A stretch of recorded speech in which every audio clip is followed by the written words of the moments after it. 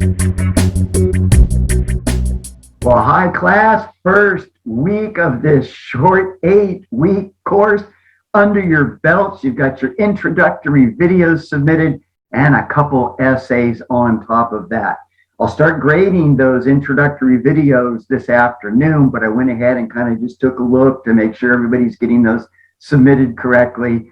Most of you did. A few of you still need to go back and you need to embed your video. I'm not going to look at your video unless it's embedded. And so if you're still trying to figure that out, just go to the very first module on student resources, and down towards the end of the module, there's a short, simple, step-by-step video that shows you how to easily embed your videos onto Canvas. And you don't have to embed your videos. The other option is you can record your videos direct to Canvas as well through the Rich Content Editor. So you have that option as well. But you want to make sure that your video is submitted and it's embedded improperly. If it wasn't, I put a little comment in the comment section, sent that to you. And so you can resubmit. Just make sure you get your video embedded so it's properly done. And you might as well learn how to do that now, because you need to embed all of your videos as we navigate through this 8-week course. Also, too, you want to make sure that you're commenting on each of your classmates' videos. I took a look at the assignment. Most of you had your comments in, and good job, really encouraging comments. That positive feedback just does a lot to develop everyone's comfort level. And it's important too that you're responding to your classmates' videos, because that really helps to develop a sense of community. I know it's a bit of a pain, but just realize if we were in the classroom, you would be watching everybody's presentation. So we've got to emulate that while we're still online. So if you haven't responded to each of your classmates' introductory videos, you want to make sure that you circle back and you get that done.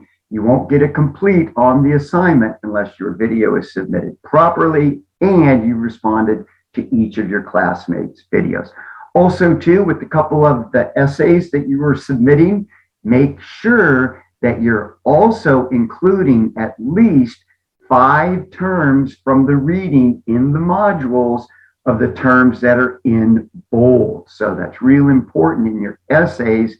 You're responding to the prompts, but also to do that, you're illustrating that you've read the content in the modules and you have an understanding of what those terms actually mean. So you want to make sure that you have at least 5 terms in bold from the readings into your essays as well.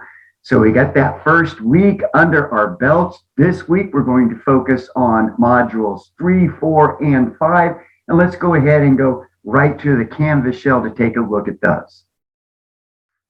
All right, class, so now we're on the modules for this week. Again, we will be covering module 3 on speech apprehension, module 4 on audience analysis and topic selection, and then module 5, probably one of the most important modules to go through in terms of having an impact on improving your ability to speak in public, will be on speech delivery. But before we get into the modules, just real quick, I just want to point out the help link over here on Canvas.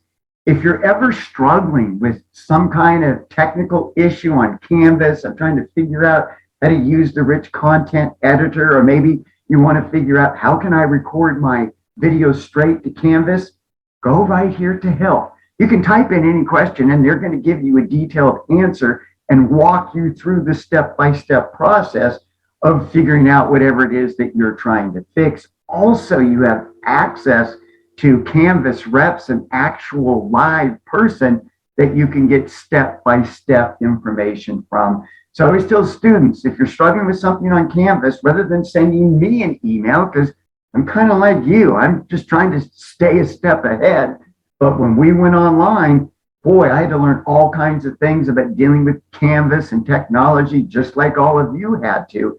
So I always tell students, you want to get the best information and the most efficient information on how to fix stuff or do stuff on Canvas, just go right here to the help link. That's a much faster, more efficient way to get help on Canvas. All right, let's take a look at the modules. So this module right here that you're working on this week, the first of 3, dealing with how to control speech apprehension, or what we call nervous anxiety. And when it comes to public speaking, probably the one thing that everybody wants to learn how to do is, how can I get rid of the nervous anxiety? And I don't mean to be a downer, but that's not the goal, right? We're not trying to get to the point where we don't feel nervous before we give a speech, because you're not going to be able to do that. Well, you can if you take maybe 5 shots of Jose Gold or burn a big fatty right before you get up there. You might not feel so nervous, but your speech probably isn't going to be very effective. So what we're looking at here are what are effective and constructive ways to control nervous anxiety. And my number one answer to that probably is something you're not going to like, but the best way to control the nervous anxiety associated with public speaking is to practice. The more you practice your speech before you present, usually the more confident you're going to feel. The more confident that you feel, the better you're able to control that nervous anxiety. And as I said before, the goal isn't to get rid of it. The goal with dealing with nervous anxiety is to be the only one who knows you're nervous. So what you want to do is to be able to control the anxiety so it doesn't have a negative effect on the speech.